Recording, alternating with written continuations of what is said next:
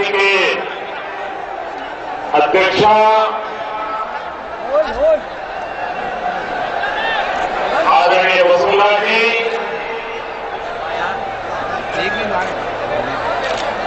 हमारे मित्र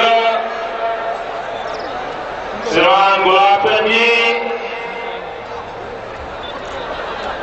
मंच पर विराजमान भारतीय जनता पार्टी के सभी वरिष्ठ महानुभाव,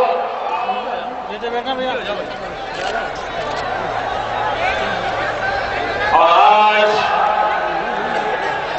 जोम और जुस्से से भरे हुए मेरे प्यारे भाइयों और बहनों,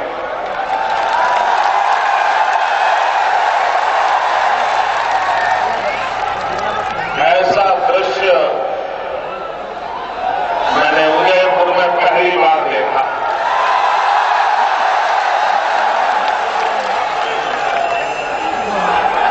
तो मैंने गुलाब चंद जी से पूछा कि आखिर में ऐसा कार्यक्रम कब हुआ होगा। वो कहते हैं आखिर का मत पूछो, ये पहली बार स्टेडियम भरा है क्या है।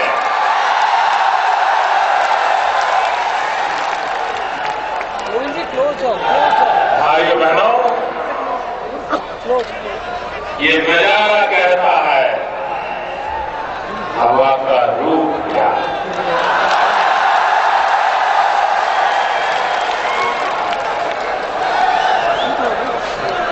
भाइयों बहनों, एक आंधी चल पड़ी है, आंधी। मैं कुछ दिन पहले जयपुर में आया था। मैं सोच रहा था वो तो पूरे राजस्थान से लोग आए होंगे, लेकिन आज मेवाड़ की इस धरती के छोटे से पार्ट में से इतना बड़ा मानव सागर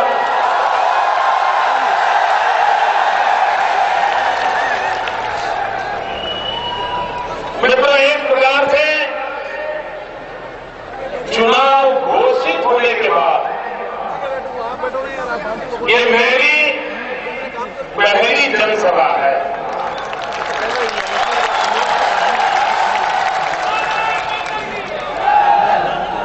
जिन राज्यों में चुनाव है वहां पर अभी मेरा दौरा शुरू नहीं हुआ है। आज उसका आरंभ महाराणा प्रताप की इस वीर भूमि से हो रहा है।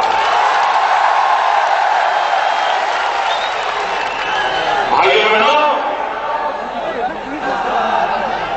और जब मैं मेवाड़ की धरती पर आया हूं, राणा प्रताप जी को शत शत नमन तो करता ही हूं, लेकिन भाइयों बहनों, अगर हम मेवाड़ में आकर के आया हुआ एक व्यक्ति जैसे प्रभु रामचंद्र जी को 14 साल तक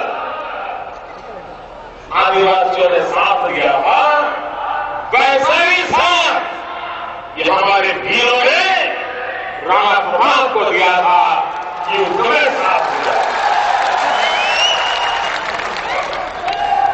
और इसलिए देश के स्वाभिमान के लिए लड़ने वाले, देश के स्वाभिमान के लिए बलि चढ़ने का संकल्प करने वाले, और भाइयों बहनों, अगर 1857 के स्वातंत्र संग्राम की ओर नजर करें तो इतिहास गवाह है। हिंदुस्तान में जहां जहां आदिवासी समाज की बस्ती थी, सबसे पहले अंग्रेजों को उसी धरती से ललकारा गया था। पूरे हिंदुस्तान में उनकी देशभक्ति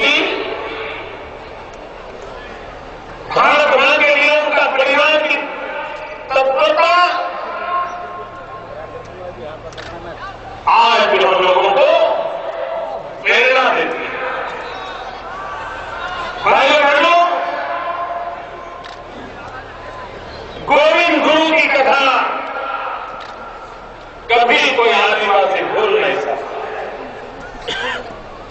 कभी कभी लोग जलियांवाला बाग तो याद करते हैं, लेकिन मानगढ़ की धरती पर गोविंद गुरु के नेतृत्व में जो सत्याग्रह हुआ, आदिवासियों ने अंग्रेजों का जीना हराम करके रख दिया था। ये वो धरती है भाई, और मुझे इस बात का गर्व है। मैं तो हमेशा में लगता है तो राजस्थान और गुजरात को अलग नहीं कर सकता।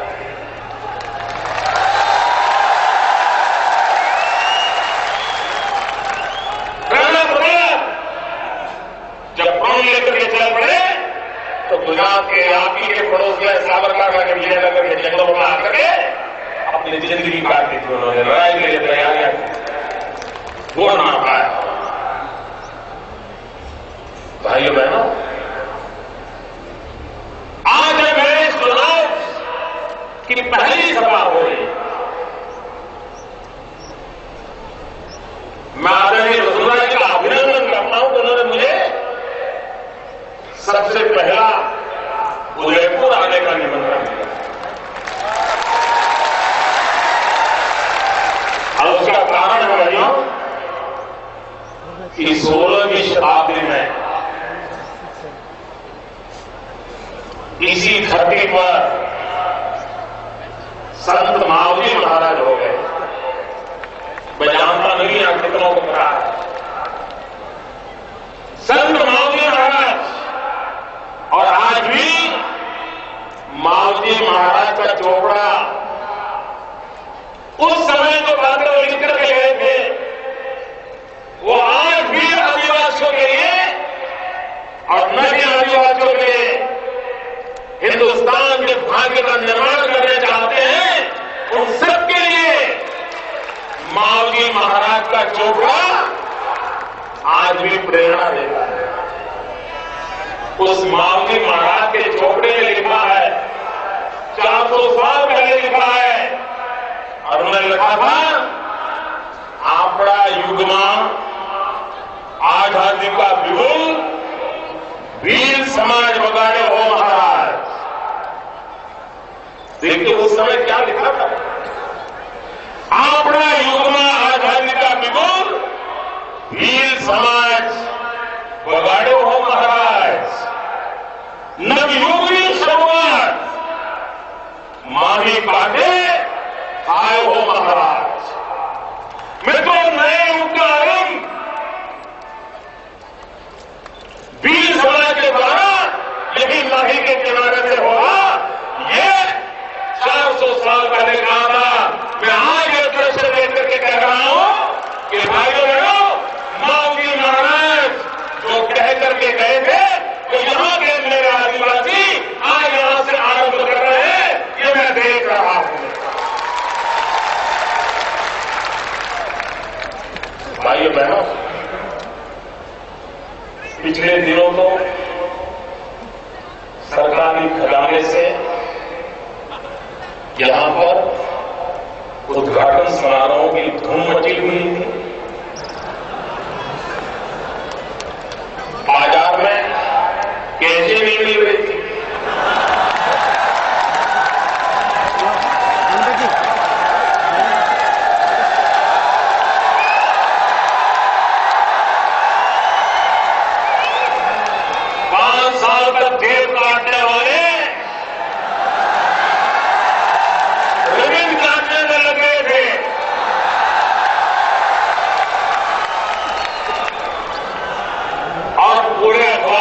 पन्ने भर भर के इश्तेहार दे रहे थे, और राजस्थान में दे रहे थे ऐसा नहीं, मेरे गुजरात में भी दे रहे थे।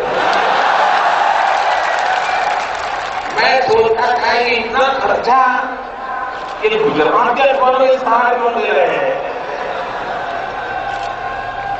तो मुझे बताया गया कि चुनाव घोषित होने के बाद हमारे नेता लोगों को, कांग्रेस के नेता लोगों को सूरत और अहमदाबाद का चक्कर काटने के लिए आना है, इसलिए माहौल बना रहे हैं।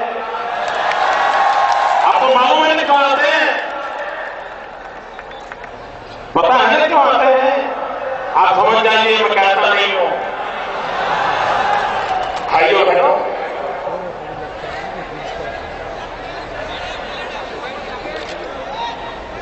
आपके राजस्थान में शौचालय आए थे।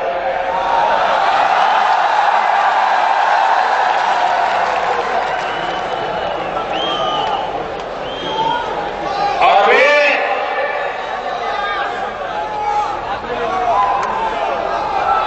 क्या बोल के गए? अभी तक कांग्रेस के लोग समझ नहीं पाए वो क्या बोल के गए। लोगों की बात छोड़ो,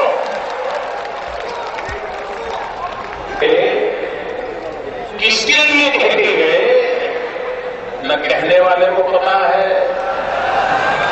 न लिखने वाले को पता है।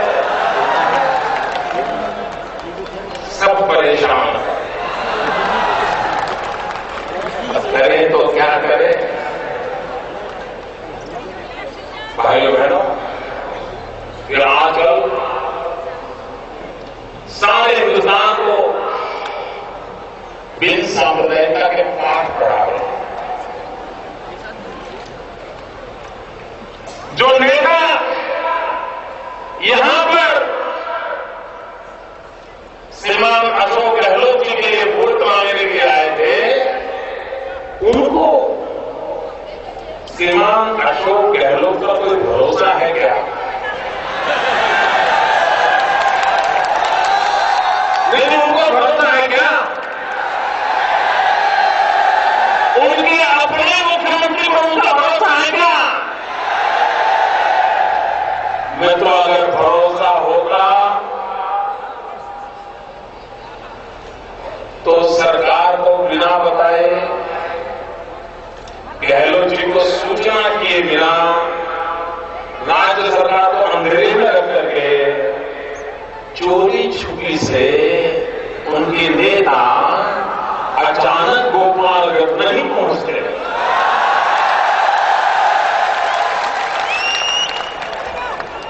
चोरी छुपी से क्यों?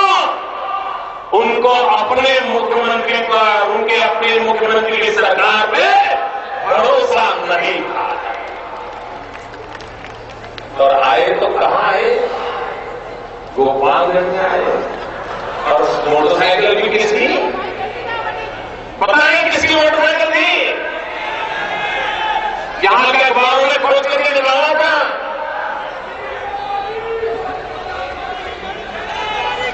मैं तो चोरी की मोटरसाइकिल को बैठ करके गोपालगंज में घूमते थे।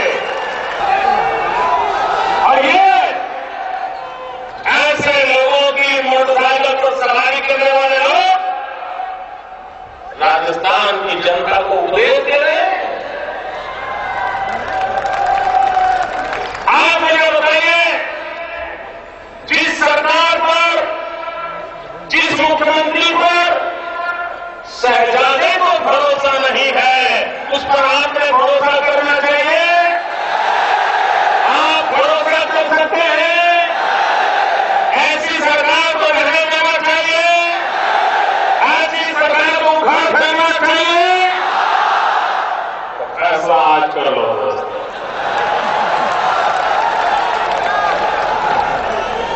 इतना ही नहीं, ह्यूमन राइट कमीशन, हिंदुस्तान के ह्यूमन राइट कमीशन को बनाया है मैडम सोनिया जी ने, उनकी कृपा से बना है। उस ह्यूमन राइट कमीशन ने आपके श्रीमान अशोक गहलोत जी की सरकार के लिए इतने बुरे शब्द कहे हैं, शायद हिंदुस्तान में किसी सरकार के लिए ह्यूमन राइट कमीशन ने ऐसा नहीं कहना पड़ा है।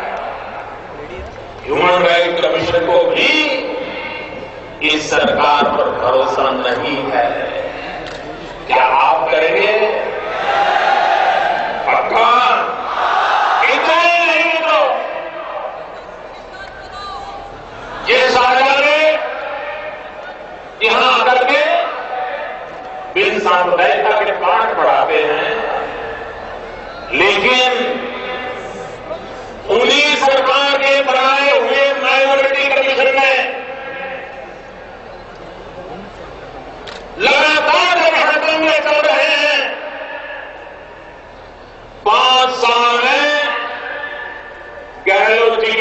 बिहार में 25 बड़े दंगे हुए हैं हिंदू मुसलमान के, 80 से ज्यादा झड़पें हुई हैं, निर्दोष लोग मारे गए हैं और उन्हीं के माइनॉरिटी कमीशन ने अशोक गहलोत की सरकार माइनॉरिटी की रक्षा नहीं कर सकती है, ऐसा कोर्ट सर्टिफिकेट दिया हुआ है। अगर उनका माइनॉरिटी कमीशन उनकी सरकार पे भरोसा नहीं करता है तो आप करना चाहेंगे? जोर से जवाब दो, उनको सुनेंगे? आप उन पर भरोसा करेंगे? क्या उन पर भरोसा करेंगे? इतना ही नहीं मित्रों, भारत की सुप्रीम कोर्ट, हिंदुस्तान के सर्वोच्च अदालत, जहां पर हिंदुस्तान के 1.25 करोड़ नागरिक भगवान के बाद उस जगह पर श्रद्धा से देखते हैं। ईश्वर के बाद एक जगह है जहां श्रद्धा होती है वो न्यायपालिका होती है। सुप्रीम कोर्ट ने कहा कि आपकी पुलिस को, आपकी सरकार को अगर संविधान के भरोसा न हो, न्यायपालिका में भरोसा नहीं है तो आपको सरकार चलाने का हक नहीं। सुप्रीम कोर्ट ने बताया, क्या आप उनको माफ करना चाहते हो? इनको माफ किया जा सकता है? अरे सुप्रीम कोर्ट के सम्मान के लिए भी इनको छुट्टी दे देनी चाहिए।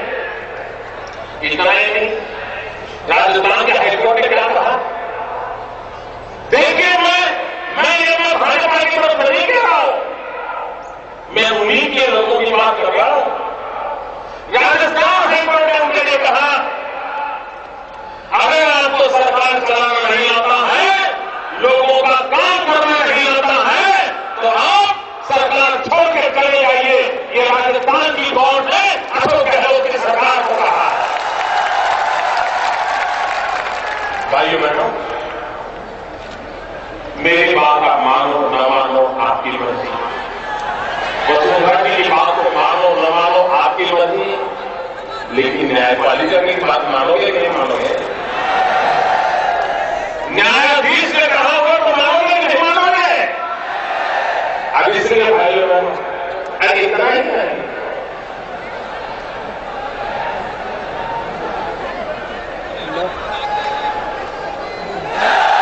उनके अपने गवर्नर, कांग्रेस के ही पार्टी के मुखिया जो राजस्थान में गवर्नर है, तो मैडम ने क्या कहा? जब वो उदयपुर बांसवाड़े के रास्ते के लिए आई थी तो इसी इलाके में आकर के राजस्थान की गवर्नर मैडम, जो कि मूलतः कांग्रेस पार्टी से है, उन्होंने कहा अगर आप आदिवासियों के लिए योजनाओं को अमल नहीं कर सकते, रोड नहीं बना सकते, तो मुझे काम दे दो, मैं करके दिखाऊंगी। और उन्होंने कारोबार अपने हाथ में कर लिया। अगर आपका गवर्नर आप ही की पार्टी का है, शाहजादे ने उनको अपॉइंट किया है, वो भी कहे कि आप काम के नहीं हो, आदिवासियों की भलाई का काम मुझे दे दो, आप मुझे बताइए, जिनको शाहजादे स्वीकारते नहीं है, जिनको उनके गवर्नर स्वीकार नहीं करते हैं, जिनको न्यायपालिका स्वीकार नहीं करती है, जिनको ह्यूमन राइट कमीशन स्वीकार नहीं करता है, जिनको माइनॉरिटी कमीशन स्वीकार नहीं करता है, क्या ऐसी सरकार को राजस्थान की जनता कभी स्वीकार करेगी? आज इसलिए भाइयों बहनों, मैं अनुरोध को दे रहा हूं कि ऐसी सरकार जिसने राजस्थान को तबाह कर दिया है, क्या कभी आपने सुना है मित्रों? ये लोकतंत्र है और लोकतंत्र में हर नागरिक को अपनी बात बताने के लिए अपनी कठिनाई के रहने के लिए, अपनी शिकायत करने के लिए सरकार के पास जाना पड़ता है, नहीं जाना पड़ता है भैया? जरा मुझे जोर से बताइए, जाना पड़ता है? सरकार के पास जाना पड़ता है? आप मुझे बताइए, क्या राजस्थान के अंदर कोई महिला, कोई मां, कोई बेटी, कोई बहन किसी मंत्री को मिलने जाने की हिम्मत करेगी? करेगी मित्रों? अगर कोई मां, कोई बहन, कोई बेटी सरकार के मुखिया के घर जा नहीं सकती, उनके दफ्तर में नहीं जा सकती, तो सरकार हमारी मां, बहन, बेटियों की इज्जत की रक्षा कैसे करेगी?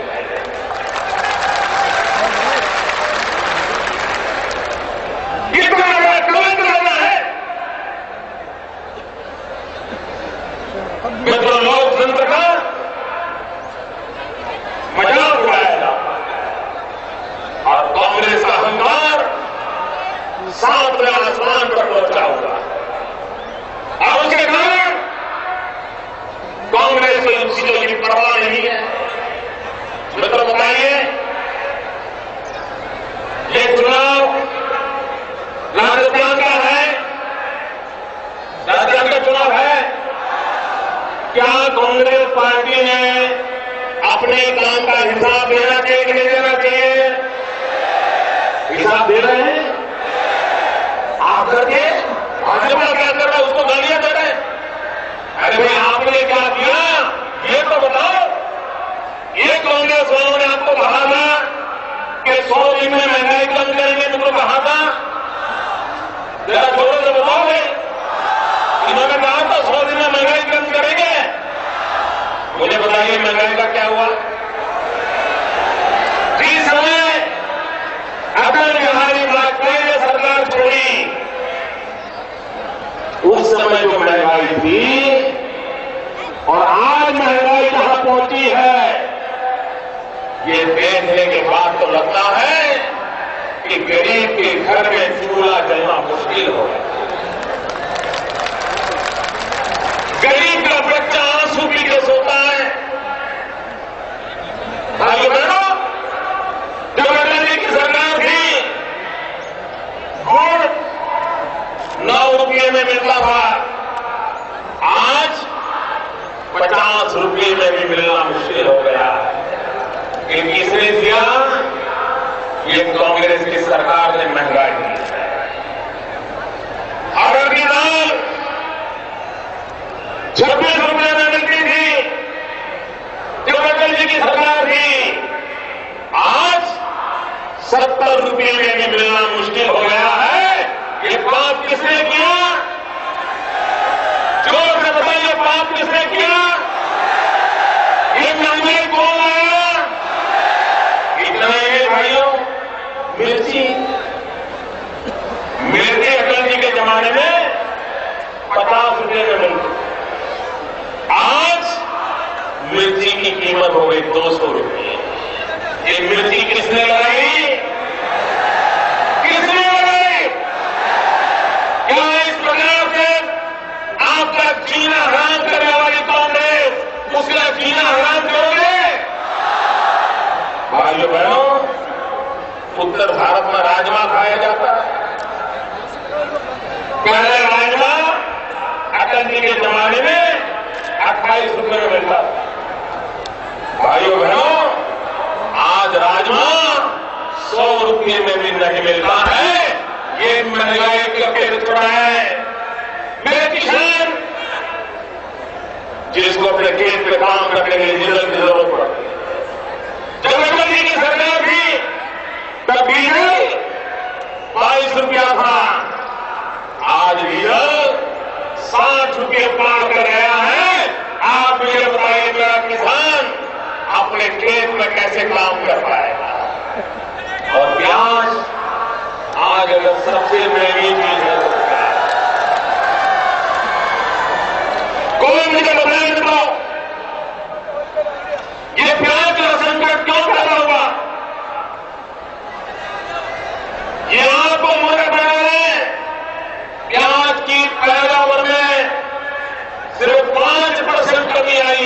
5%, लेकिन दाम 1500% बढ़ गए हैं।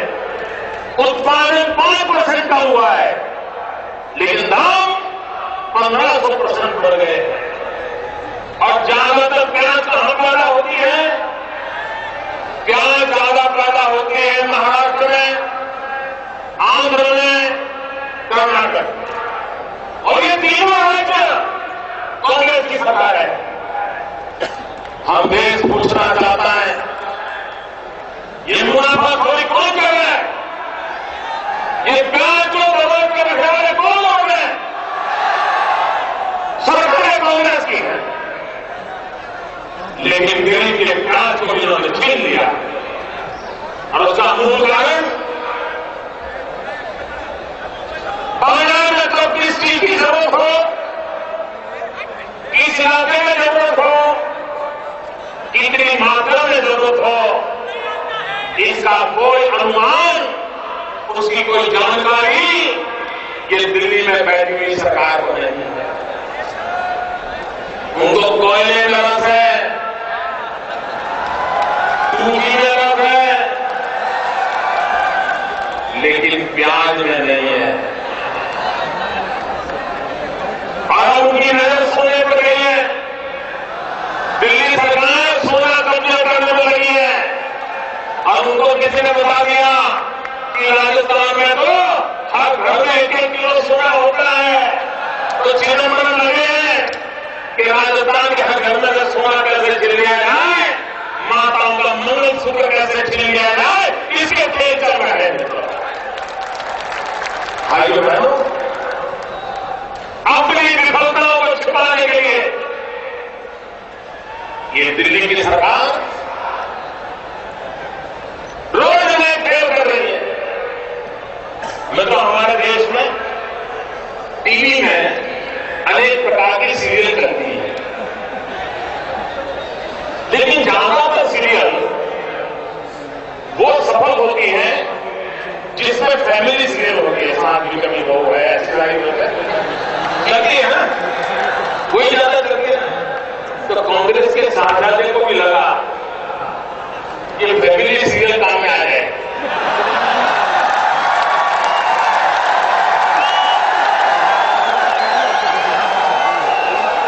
और इसलिए आजकल चुनाव सभाओं में जनता की भलाई की बातें बहुत कम हो रही है, फैमिली सीरियल कराया जा रहा है।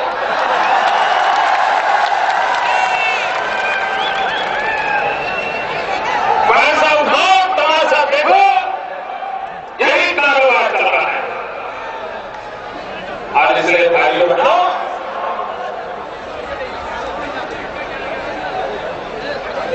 ये सरकार अभी कल उन्होंने बयान दे दी, तो मैंने थोड़ी जांच की कि आईएसआई वाला कहां से लाए। मुजफ्फरनगर के नौजवान पाकिस्तान की खुफिया एजेंसी आईएसआई के साथ कोई षड्यंत्र कर रहे हैं, ऐसा बड़ा घटस्फोट किया। मैंने छानबीन शुरू की तो मुझे पता चला कि राजस्थान के अंदर एक पुलिस अफसर कांग्रेस की टिकट मांगने के लिए ढूंढ रहा, तो वो टिकट लेने के लिए उनके पास चला गया और उसने एक कथा सुनाई और इन्होंने दुनिया को सुना दी।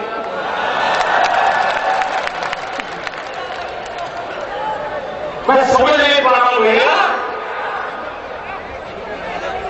क्या ऐसे लोगों के भरोसे देश चलेगा? क्या आप अपना भविष्य उनके हाथ दे सकते हैं? भाइयों बहनों, ये मेवाड़ की धरती है जहां राणा प्रताप ने कहा था, मांस की रोटी खाएंगे लेकिन सम्मान के सामने समझौता नहीं करेंगे। ये भूमि है और वो दूसरा आदमी है, ये मेरा डूंगरपुर।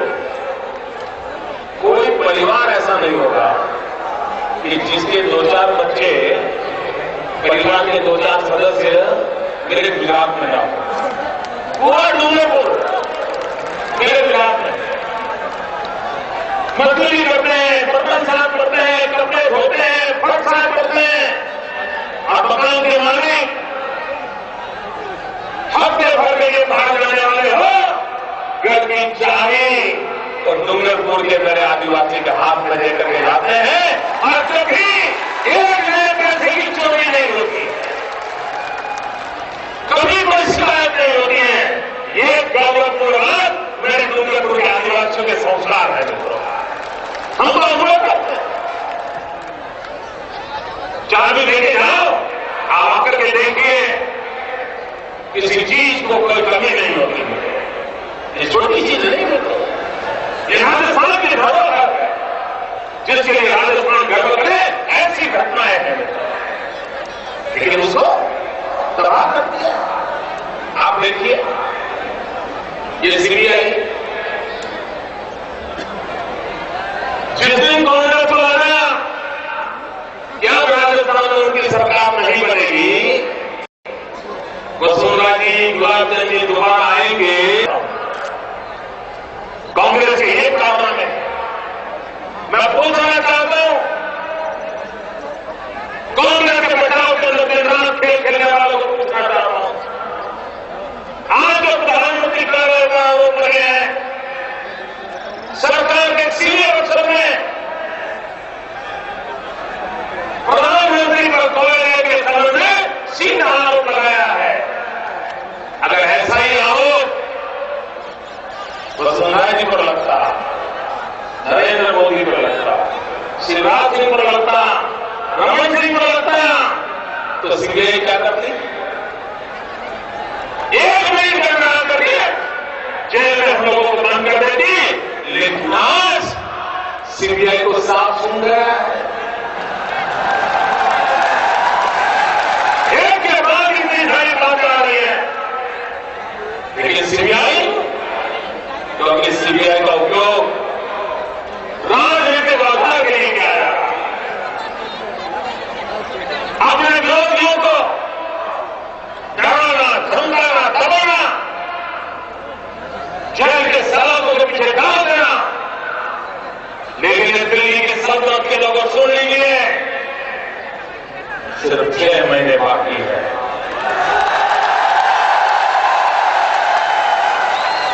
अब आपके नसीब में 200 दिन भी बचे नहीं, लिख के रखिए, 200 दिन भी बचे नहीं है। ये आपके पापों का चर्चा चिट्ठा हिंदुस्तान की जनता के सामने हम खुला करके रख देंगे। भाइयों बहनों, जब वसुंधरा जी यहां मुख्यमंत्री थी, मुझे याद है भगत सिंह शेखावत, वसुंधरा जी एक बात के लिए मुझे इतना परेशान करते थे, एक प्रकार से कहूं मैं नींद हराम कर देते थे। तो इस बात के लिए मोदी जी नर्मदा का पानी लाओ। मैं कहता हूं मैंने ऐसा कोई मुख्यमंत्री देखा नहीं कि जो अपने बंजर भूमि के किसानों के लिए रात रात जाग करके मोदी को कहता हो हमें पानी चाहिए, नर्मदा का पानी लाओ, और मैं वसुंधरा जी का अभिनंदन करता हूं तो राजस्थान की धरती पर नर्मदा का पानी ले आए। छोटा काम नहीं है। मुझे याद है वसुंधरा जी एक बात के लिए दिन रात कोशिश करती थी कि राजस्थान के लोगों को बिजली मिले, 24 घंटे घर में बिजली आए। गुजरात ने सफलता पाई, गुजरात की योजना को लागू करने के लिए वो बहुत तेज गति से आगे बढ़ रही थी, लेकिन ये केवल साहब आए, अंधेरा ही अंधेरा ले आए। और इसलिए भाइयों बहनों, राजस्थान को बर्बाद नहीं होने देना। राजस्थान के नौजवानों के भविष्य को अंधकार में धकेलना नहीं चाहिए। हमें तो पूरे दिनों बिताने पड़े, लेकिन हमारी आने वाली पीढ़ी को पूरे दिन देखने न पड़े। इसलिए मैं कहता हूं भाइयों, कांग्रेस मुक्त भारत,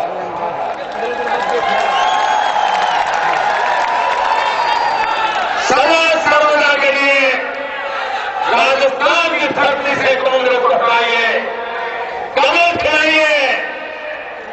और भाइयों बहनों, जहां कमल होता है वहीं लक्ष्मी विराजमान होती है, और जहां लक्ष्मी होती है वहीं पर से गरीबी जाती है, वहीं पर से विकास की धारा बहती है। और मुझे विश्वास है कि आदरणीय वसुंधरा जी के नेतृत्व में राजस्थान एक भव्य विजय प्राप्त करेगा, सपने संजोएगा, राजस्थान की युवा पीढ़ी का भाग्य बदल देगा, और राजस्थान हिंदुस्तान का भाग्य बदलने के लिए एक बहुत बड़ी ताकत बन के उभरेगा। मेरी आप सबको बहुत बहुत शुभकामनाएं।